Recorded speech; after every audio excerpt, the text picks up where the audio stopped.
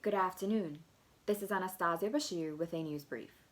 In local news, according to 69 News, authorities are investigating the death of a student at Kurztown University. University officials said the death was reported late Thursday night at Dixon Hall on campus.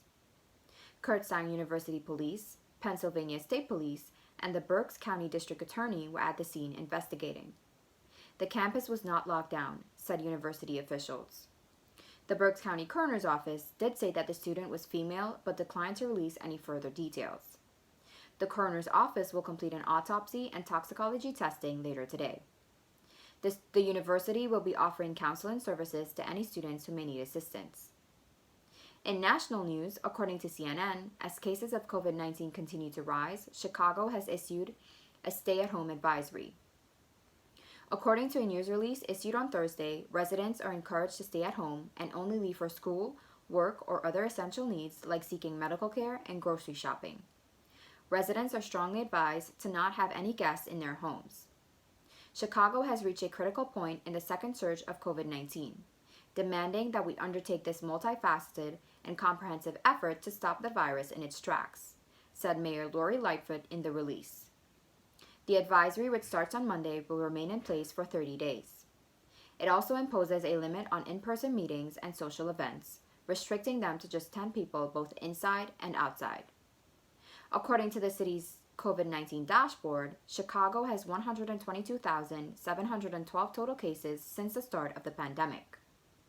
The most recent 7-day positivity rate is now at 14.1%, up from 10.9% the previous week.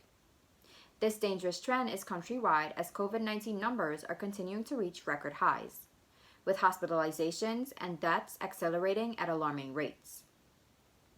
According to the University of Washington's Institute for Health Metrics and Evaluation, more than 110,000 additional people in the United States are projected to die from COVID-19 in just the next 2 months. In state news, according to CNBC, Pennsylvania's top election official asked a federal judge on Thursday to toss out a Trump campaign lawsuit seeking to block the state from confirming the results of the election between President Donald Trump and President-elect Joe Biden.